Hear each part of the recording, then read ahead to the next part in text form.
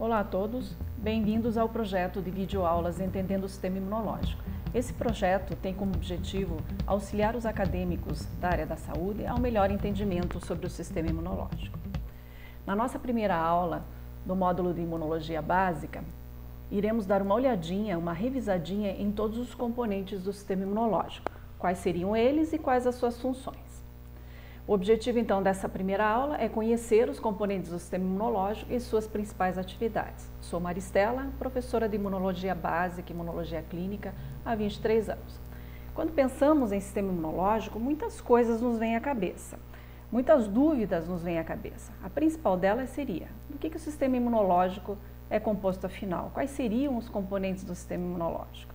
Os componentes do sistema imunológico são basicamente barreiras naturais, físicas, químicas e biológicas, células sanguíneas e células teciduais, órgãos linfóides, primários e secundários e proteínas. Todos esses componentes atuando em conjunto com um único objetivo, nos proteger contra patógenos, contra coisas estranhas. As barreiras físicas, a principal que nós temos é a pele. A pele, ela funciona como uma carapaça sobre o nosso corpo, impedindo que bactérias e fungos, basicamente, penetrem no nosso organismo. Caso a gente perca parte dessa pele, ou totalmente, que é o caso dos queimados, a gente corre grande risco de morrer de processos infecciosos. Outra barreira física bem interessante seriam os pelos. Os pelos, eles estão presentes basicamente em todas as nossas mucosas, em todos os orifícios do nosso corpo, impedindo que patógenos entrem dentro do nosso organismo. Também temos os cílios, principalmente na traqueia, a gente tem esses cílios que se mexem de um lado para o outro, retirando fuligens que carregam bactérias, enfim, fungos, e impedindo que entrem nos nossos pulmões esses patógenos. As barreiras químicas são múltiplas. Podemos citar aqui nesse momento a cera dos nossos ouvidos. Então essa cera, além de promover basicamente a melhoria da entrada do som, ela também é uma cera protetora, que impede colonização de patógenos nesse orifício. Então, além dos pelos, a gente tem a cera, um pouquinho mais internamente, que impede a colonização de patógenos. Nós temos os nossos ácidos gástricos, no nosso líquido gástrico, que também impede a proliferação de muitas bactérias dentro do nosso organismo. E a principal barreira química está contida no muco. O muco é uma substância pegajosa que encontra-se na superfície do nosso epitélio intestinal. Não só do intestino, basicamente de todas as nossas mucosas. E esse muco, ele traz dentro dele, muitas enzimas líticas, que vão destruir os patógenos que porventura caiam nesse muco, que tentem penetrar nas nossas mucosas. A mucosa é a principal via de penetração da maioria dos patógenos, então a presença desse muco protege e muito o nosso epitélio mucoso. Além disso, existem componentes do sistema imunológico presentes nesse muco, principalmente a imunoglobulina do tipo A ou IgA. As barreiras biológicas são as bactérias comensais. Essas bactérias são múltiplas e convivem harmoniosamente nas nossas mucosas, mucosa do intestino, mucosa geniturinária, em todas as nossas mucosas basicamente. Cada uma das mucosas contém um grupo de patógenos comensais, que trocam literalmente figurinhas com o nosso organismo. Eles são muito importantes, eles participam do metabolismo de muitas coisas na nossa fisiologia e também nos protegem contra patógenos invasores. Então, as barreiras físicas, químicas e biológicas, elas nos protegem basicamente contra micro-organismos invasores.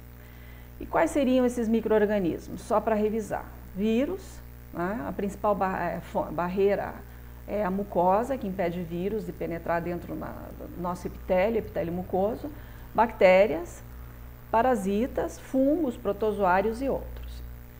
As células do sistema imunológico, o conjunto das células sanguíneas do sistema imunológico, nós denominamos de leucócitos. Então, essa terminologia vocês têm que ter na cabeça, que é muito importante. Leucócitos é o conjunto de células sanguíneas do sistema imunológico. e nós temos uma concentração normal de leucócitos circulantes. Dentro desses leucócitos nós temos várias células, neutrófilos, basicamente basófilos, monócitos e assim por diante. Então o conjunto dessas células chama-se leucócitos. Nós podemos ter minimamente 3.500 células por milímetro cúbico de leucócitos circulantes. E no contexto mais extremo, no outro extremo, 10.000 células seria em média o máximo que a gente pode ter circulante sem estar apresentando nenhum processo infeccioso e aqui sem ter nenhum problema em nível medular. Aqui a gente tem um esquema, basicamente só para vocês terem uma ideia da quantidade de leucócitos que a gente tem comparado aos eritrócitos. Então aqui dentro nós temos provavelmente um sangue que foi coletado com anticoagulante e centrifugado. Então aqui na região inferior a gente tem eritrócitos. Eritrócitos eles perfazem 45% do total do nosso sangue. Então a quantidade de leucócitos comparado aos eritrócitos é bem inferior. Os leucócitos nós temos em 1.000 células circulantes e os eritrócitos nós temos em milhões de células circulantes. Aqui em cima nós temos o plasma, né, que é a fase líquida do sangue, onde tem água, sais minerais, várias proteínas, lipídios, né, glicose. E aqui nesse buff coat nós temos os chamados leucócitos junto com as plaquetas, só para ter uma ideia. As células sanguíneas, elas são geradas pelo processo de hematopoiese. Então, todas as células sanguíneas são originadas de uma célula-tronco chamada de célula totipotente, uma célula-tronco hematopoética. Então, essas células-tronco, elas poderão dar origem tanto a eritrócitos, como plaquetas e como todos os nossos leucócitos.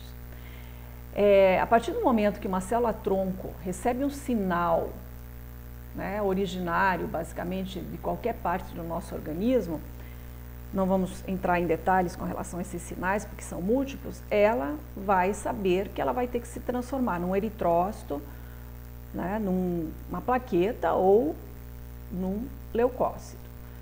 Dependendo do que esteja acontecendo dentro do nosso organismo, dependendo da necessidade, essa célula vai se transformar em qualquer célula sanguínea. A partir disso, no caso dos leucócitos, essas células totipotentes podem dar origem às células progenitoras mieloides e às células progenitoras linfóides. As células progenitoras mieloides poderão dar origem a eritrócitos, plaquetas e qualquer leucócito da chamada imunidade natural. Já as células progenitoras linfóides darão origem a linfócitos, basicamente. Vamos dar uma olhadinha num esquema um pouquinho mais elucidativo. Então, as células-tronco, né, hematopoéticas, basicamente as totipotentes, poderão dar origem a linhagens mieloides e a linhagens linfóides. Com relação aos leucócitos, quais seriam as células resultantes da ativação da linhagem mieloide?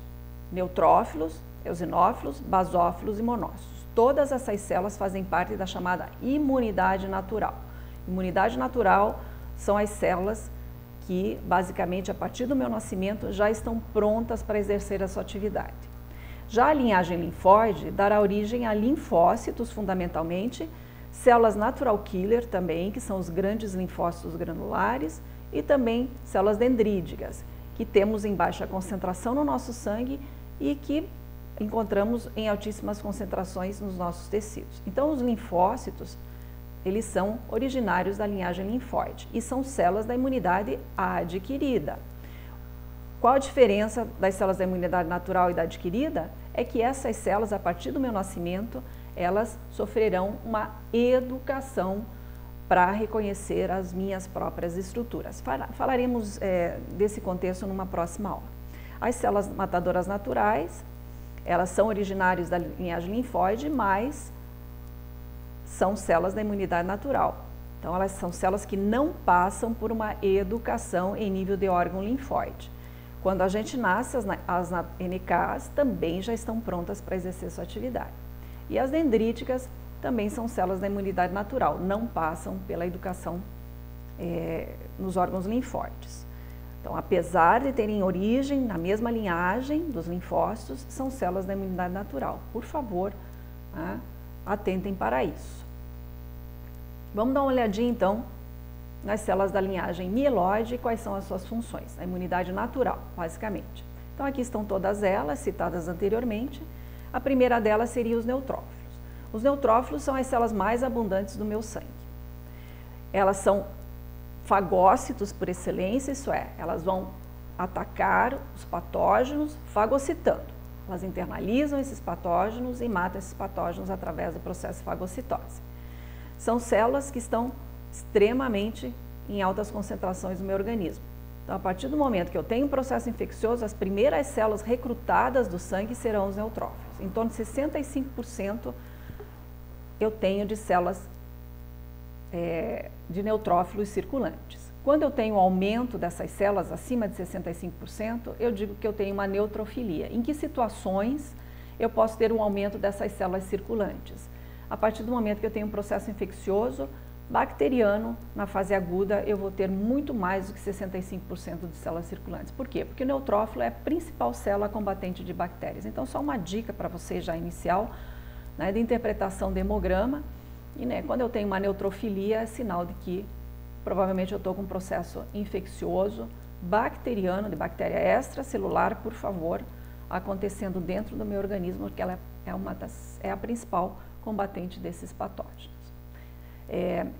Eosinófilos são células que estão em menor concentração no meu sangue, comparado aos neutrófilos. Em torno de 2 a 4% do meu sangue são eosinófilos. Os eosinófilos, diferentemente dos neutrófilos, eles combatem principalmente patógenos de grande porte, os chamados euminto, os parasitas de grande porte. São células extremamente potentes. No citoplasma dessas células existem grânulos contendo enzimas que são verdadeiras bombas atômicas, são capazes de dissolver um parasita de grande porte. É uma célula muito parecida com o neutrófilo, só que tem o citoplasma mais acidofílico, com substâncias mais ácidas. Essa metodologia de coloração aqui, chamada de método de Romanovsky, cora substâncias ácidas em vermelho e substâncias básicas em azul. Além disso, os eosinófilos também participam de processos inflamatórios, principalmente no contexto patológico das alergias. Então, os eosinófilos eles vão agravar o processo alérgico. Nós vamos ver numa aula em especial.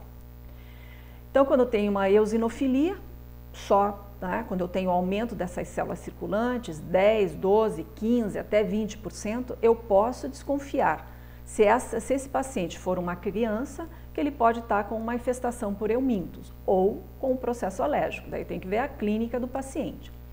Se for um adulto, é mais provável que esse indivíduo esteja desenvolvendo um processo inflamatório alérgico. Então, sempre não esqueça que a clínica é soberana e que o hemograma ele vem a complementar exatamente as características clínicas. Mas eu posso desconfiar no caso de infestação por euminto em criança, a partir do momento que eu tenho uma eosinofilia, o aumento dos eosinófilos circulantes. Os basófilos, eles estão até 1% no sangue, baixíssima concentração de basófilos circulantes. Ele é o principal ativador de processos inflamatórios, junto com os mastócitos. Então, a partir do momento que essa célula é estimulada a exercer uma atividade, ela não vai fagocitar, ela não vai combater nenhum patógeno diretamente, mas indiretamente ela vai favorecer o processo inflamatório que, no caso, né, de contextos infecciosos, esse processo inflamatório permite que células sanguíneas saiam do vaso e vão para o tecido. Então, o basófilo tem essa função de perpetuar o processo inflamatório, favorecendo a saída de células, principalmente células fagocitárias, de dentro do vaso para o tecido. Não é uma célula que fagocita. Aqui temos o monócito, é uma célula também da imunidade natural, como já vimos, e é uma célula muito estratégica. O monócito eu considero como sendo o bombril do sistema imunológico. Ele está presente no sangue em até 8%. Normalmente, o monócito, quando ele sai da medula e é jogado para a corrente circulatória, o que vai acontecer? Ele vai sair da corrente circulatória e vai para os tecidos. Então, é normal a gente ter monócito mais no tecido, e daí, quando ele está no tecido, ele está ativo e é chamado de macrófago, então, por favor, né, do que no sangue. Então, a tendência dessa célula é sair do vaso e ir para o tecido, se transformando em macrófago. a situação é constante dentro do nosso organismo. Então, repetindo, dentro do nosso sangue nós temos no máximo até 8% de monócitos circulantes, e a partir do momento que eu tenho o aumento dessas células circulantes, eu posso desconfiar de qualquer processo infeccioso. Qualquer processo infeccioso em uma fase mais posterior do que aguda, eu tenho um aumento dos monócitos circulantes. Ele é uma célula, essa célula é uma célula basicamente fagocitária, tem uma atividade de fagócito, assim como o neutrófilo, porém faz muito mais coisas do que o neutrófilo. Também é uma célula que ativa o processo inflamatório. A primeira célula que inicia o processo inflamatório é o monócito. A partir do momento que ele entra em atividade, ele já ativa o processo inflamatório. Ele também é uma célula apresentadora de antígeno, isto é, estimula linfócitos T a terem uma resposta imunológica. Então, é uma célula que apresenta antígenos aos linfócitos T. É uma célula que, a partir do momento da destruição de todos os patógenos, vai limpar o tecido onde aconteceu esse combate ao patógeno, digamos assim. Então, é uma célula que faz uma limpeza do tecido, retira todos os restos celulares resultantes, então, do combate ao patógeno, principalmente esses restos celulares originários da atividade dos neutrófilos. São células que, quando entram em atividade, ela produz muito radical livre e explode, chama-se burst respiratório. Então, esse monócito limpa o tecido lesionado e estimula o processo cicatrizacional. De que forma? Ativando o fibroblasto a produzir colágeno e estimulando o processo de angiogênese. É uma célula que tem múltiplas funções, muito estratégica, não só no sistema imunológico, mas na nossa fisiologia inteira. E ela está localizada em todos os tecidos na forma de macrófago, inclusive com terminologias mais ou menos específicas. Então, no fígado a gente tem as células de Kupfer, na pele a gente tem as Langerhans, nos rins a gente tem as células mesangiais e assim por diante, então com denominações específicas. Então, basófilos e monócitos. Na linhagem linfóide, temos as células da imunidade adquirida, no caso linfócitos, por favor. Além dos linfócitos, nós temos NK e dendríticas também, que não são da imunidade adquirida.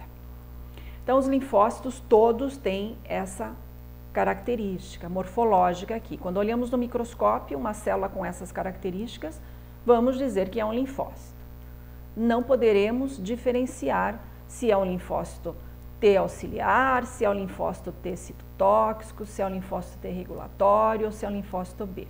Somente através de investigações moleculares de proteínas existentes na membrana dessas células é que poderemos diferenciá-las. Então, linfócito.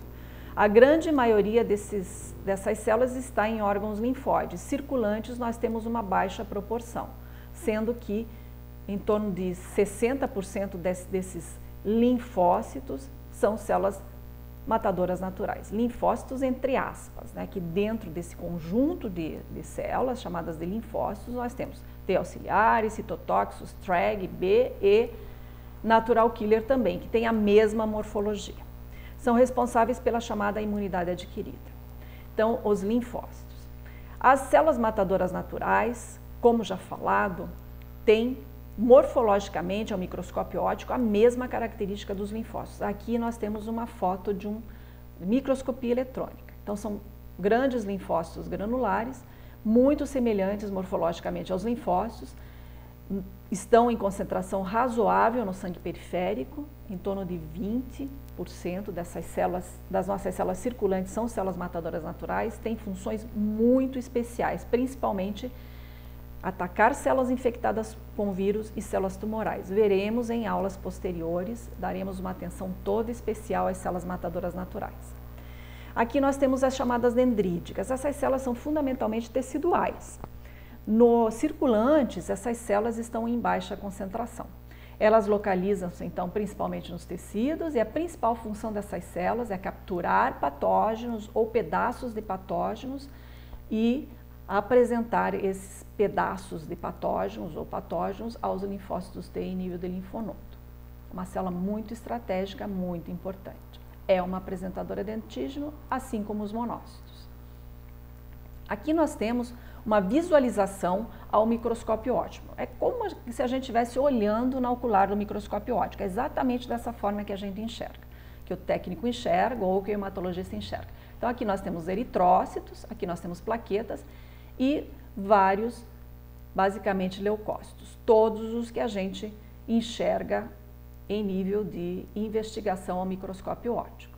Então, teremos neutrófilos, basicamente, teremos eosinófilos, basófilos, já vimos, monócitos e linfócitos, aqui morfologicamente mais caracterizados. Que bom se fosse tão simples assim, né, caracterizar essas células, mas é um pouquinho difícil, tanto que, né, o investigador tem que ter muito traquejo, tem que ter muita experiência. Então, aqui nós percebemos que temos dois tipos de neutrófilos, um neutrófilo chamado de segmentado e um neutrófilo chamado de bastonete. O que caracteriza essas duas células? Por que elas têm sobrenomes diferentes? O nome é o mesmo, mas sobrenomes diferentes. Essas células aqui, pessoal, são células com níveis de maturidade diferentes. O neutrófilo bastonete é uma célula mais jovem do que o neutrófilo segmentado. Normalmente, o que a gente encontra circulante são segmentados, em altas proporções, e os bastonetes em baixas proporções. Então, essa célula é uma célula mais jovem do que essa. Digamos que essa célula é uma célula adolescente e essa é uma célula adulta. Tranquilo? O hemograma é um instrumento muito importante para o clínico. O hemograma é solicitado por todos os médicos à medida da investigação de alguma patologia, de alguma queixa de um paciente. Então, o primeiro exame laboratorial solicitado será um hemograma. Então, a partir do hemograma, o médico terá uma visão geral do que está acontecendo com esse paciente. O eritrograma investiga as células vermelhas do sangue, se elas estão boas, né, se elas estão oxigenando bem todos os nossos tecidos e assim por diante. As plaquetas são dadas em milímetro cúbico, então se faz uma contagem geral de plaquetas. E no leucograma, a gente analisa as células brancas, as células do sistema imunológico, né, que são os leucócitos. Então, os leucócitos, basicamente, eles estão definidos em células por milímetro cúbico. Aqui nesse valor de referência desse laudo aqui, o valor de referência é um pouquinho diferente daquele que eu mostrei para vocês anteriormente. Então, aqui o valor de referência é de 4.500 a 11.000. Lá, eu mostrei anteriormente para vocês, era de 3.500 a 10.000. Então, varia de literatura para literatura, de laboratório para laboratório, varia o valor de referência de acordo com a literatura consultada. Mas, em média, 3.500 a 10.000. Esse indivíduo, então, está com leucócitos normais circulantes. E, a partir disso, é feita uma análise em nível de contagem total e contagem em percentagem de todos os leucócitos, neutrófilos, eosinófilos, basófilos, linfócitos. Dentro desse conjunto de linfócitos, então, nós temos linfócitos T, auxiliares, citotóxicos, B, natural killer e assim por diante. E os monócitos também. Aqui, no caso dos neutrófilos, então, é definido nos leucogramas, nos hemogramas, a quantidade de células jovens, que a gente acabou de ver, que são os bastonetes, as células adolescentes, e a quantidade de células amadurecidas, células adultas, que são os segmentados. Então, no caso dos bastonetes, o máximo que eu posso ter são 4% de bastonetes circulantes. A partir do momento que eu faço uma investigação laboratorial, um hemograma, e eu começo a encontrar, eu conto muitas células jovens circulantes, 10%, 15% de bastonetes circulantes, é sinal de que a medula está liberando células jovens para o sangue e, consequentemente, essas células jovens estão sendo liberadas sem estarem totalmente amadurecidas, por uma necessidade eminente, provavelmente um processo infeccioso, e como o neutrófilo é o principal combatente de bactéria, um processo infeccioso bacteriano, principalmente por bactérias extracelulares.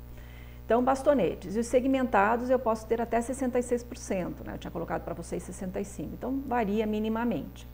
Então, é normal eu ter mais segmentados do que bastonetes, é normal eu ter células mais maduras do que bastonetes. Se eu tiver o aumento de bastonete circulante, então eu vou ter, basicamente, um processo infeccioso em andamento, ou já estabelecido. Aqui temos mais uma terminologia, que são metamielócitos. Os metamielócitos são células mais jovens ainda que os bastonetes, são células pré-adolescentes. Só para a gente, né, elucidar o que acontece. A partir do momento que uma célula-tronco da medula óssea é estimulada a se diferenciar num neutrófilo, ela vai passar por várias fases de amadurecimento. Cada fase dessa terá uma morfologia diferenciada e um nome, uma terminologia também particular. Então, aqui é uma célula recém-nascida, o mieloblasto é uma célula recém-nascida. Acabou a célula-tronco lá da linhagem mielocítica, acabou de se diferenciar e em neutrófilo, né, acabou de receber o sinal dizendo, ó, você tem que se diferenciar no neutrófilo. Então, o nascimento dessa célula é o mieloblasto. A partir do momento que ela evolui, que ela amadurece mais um pouco, ela se transforma num promielócito. O mielócito um pouquinho mais amadurecida e assim por diante. Então, uma célula recém-nascida, uma célula na fase inicial da infância, 1 ou 2 anos. Aqui uma célula basicamente, né, com 5 anos, aqui uma célula com 8 anos e os bastonetes já uma célula 8, 10 anos aqui na adolescência e aqui uma célula adulta, só para fazer um paralelo. Então, a partir do momento que eu tiver essas células aqui, que são células muito jovens, né, 8, 10 anos, basicamente que eu fiz o paralelo com vocês, circulante, sinal que essa célula está sendo empurrada para fora da sua casa. É como se um pai e uma mãe, que é a medula óssea, empurrassem essa célula, ó, vai para fora de casa viver a tua vida. E não é uma coisa normal, ela tem que amadurecer, ela tem que se tornar uma célula adulta. Então, a partir do momento que a medula está liberando célula muito jovem para o meio extracelular, ou é porque existe um problema em nível de medula, essa medula pirou, né, essa medula está maluca e está liberando células jovens, ou a partir do momento que eu tenho um processo infeccioso muito expressivo acontecendo. Então, isso a gente chama de desvio à esquerda. Quando no hemograma vier esse termo desvio à esquerda, sinal de que estão sendo encontrados muitas células jovens circulantes. E a partir disso, indica um processo infeccioso, principalmente de origem bacteriana. Em contextos sépticos, de evolução para sepse, eu tenho desvio à esquerda. Não sei se deu para entender, a gente só está fazendo uma revisão, eu estou me alongando demais ainda, mas espero que vocês tenham entendido. Com relação a proteínas do sistema imunológico, são múltiplas as proteínas. A principal delas seriam os anticorpos. Temos muitos anticorpos produzidos pelos linfócitos B com múltiplas atividades. Sistema complemento é um conjunto de proteínas produzidas pelo fígado, não são produzidas pelo sistema imunológico. Tem atividades muito peculiares. Sistema complemento, todo mundo adora estudar. Tenho certeza que vocês que estão vendo esse vídeo também já viram o sistema complemento e ficaram extasiados em estudar. Veremos sistema complemento numa aula particular. Citocinas, meu Deus, citocina então está super em moda hoje. O que o pessoal está falando? Covid-19 ativa uma chuva de citocinas e a partir disso o indivíduo desenvolve então a pneumonia. Então tem que dar uma olhada nessas citocinas, são muito importantes e hoje mais do que nunca elas devem ser muito bem entendidas. As defensinas são proteínas também que têm atividades peculiares, as defensinas elas ligam no patógeno e a partir disso destroem esse patógeno, veremos. Múltiplas células produzem defensinas, proteínas de fase aguda, dentre elas a proteína C reativa, muito utilizada laboratorialmente para indicar que o indivíduo está desenvolvendo um processo inflamatório agudo. Quando eu desconfio que o indivíduo está com um processo inflamatório acontecendo dentro dele, eu faço dosagem de proteína C reativa, que é uma proteína de fase aguda. São proteínas produzidas pelo fígado também. Então, são múltiplas proteínas que, conjuntamente com as células do sistema imunológico, vão conseguir combater o sistema imunológico. E aqui a gente tem um destaque todo especial no contexto atual. As citocinas, conjunto de proteínas produzidas por células do sistema imunológico, extremamente potentes, com múltiplas funções. Veremos isso em detalhes, né? E com riqueza de detalhes, como falaria um amigo meu. Então, anticorpos, complementos, citocinas, defensinas e proteínas de fase aguda. Com relação aos órgãos linfóides, que são as residências dos linfócitos, temos os primários, timo, é a residência dos linfócitos T e a medula óssea é a residência dos linfócitos B. Na realidade, os órgãos linfóides primários, lá acontece o amadurecimento dessas células da imunidade adquirida. No timo, os linfócitos T vão amadurecer, vão ser educados a reconhecer as minhas proteínas, as minhas próprias estruturas. É isso que diz a literatura básica. Então, no timo, ele vai aprender a trabalhar direitinho, a reconhecer as minhas estruturas, e a partir do momento que ele for liberado para o órgão linfóide secundário, ele vai saber o que ele tem que atacar e saber exatamente o que ele não tem que atacar. Então, no linfócito T, o timo sofre por uma educação tímica. Então, o linfócito vai se produzir na medula, a partir do nascimento ele será encaminhado para o timo, vai demorar em torno de 7 anos para 70%, em torno de 60% a 70% desses linfócitos sofrerem o processo de maturação, então é um processo lento. Uma criança com 7 anos vai ter um sistema imunológico mais ou menos gabaritado em nível de linfócito T, e no caso do linfócito B, essa educação acontece em nível de medula óssea. É um pouquinho diferente da educação dos linfócitos T, mais específica, mais peculiar. Como a gente só está dando um apanhado geral, depois a gente dá uma olhadinha nisso, né, de uma maneira mais especial. Então, a partir do momento da educação dessas células, elas serão encaminhadas para os órgãos linfóides secundários. São linfonodos, temos uma árvore de linfonodos em todo o nosso organismo, então são posicionadas estrategicamente, muito importante isso aqui. O baço também é um órgão linfóide e as nossas mucosas. Nossas mucosas são repletas de linfócitos T e linfócitos B maduros, prontos para exercer sua atividade, já educados. Por que a mucosa como um órgão linfóide? Porque a principal via de penetração da maioria dos patógenos é a mucosa. Então, todas as células do sistema imunológico têm que estar presentes nesse órgão, nesses órgãos, para impedirem que os patógenos tomem conta do nosso organismo. Ok? Então, desculpe, foi meio demorada essa aula, mas o que a gente pensa à medida de toda essa apresentação? Qual seria o próximo passo para nós pensarmos em estudar o sistema imunológico, em entender o sistema imunológico? Esse é o objetivo do projeto. Então, como será que esse sistema imunológico funciona? Então, a partir dessa aula, estaremos lentamente, por favor, nos aprofundando, mergulhando na dinâmica da atividade do sistema imunológico. Muito, muito interessante. E como será que ele nos protege? Então, são 2 questionamentos que serão complementados nas próximas aulas. Queria dizer para vocês, então, fiquem de olho nas próximas aulas, não só na próxima, mas em todas as outras. Gostaria de solicitar para vocês, se gostaram dessa aula, deem um joinha para a gente continuar o projeto e auxiliar todos vocês ao melhor entendimento do sistema imunológico, e também para vocês se inscreverem no meu canal para receberem todas as informações com relação à postagem das outras aulas. Agradeço a atenção de vocês e, por favor, se quiserem se comunicar comigo, fiquem à vontade. Um grande abraço e até!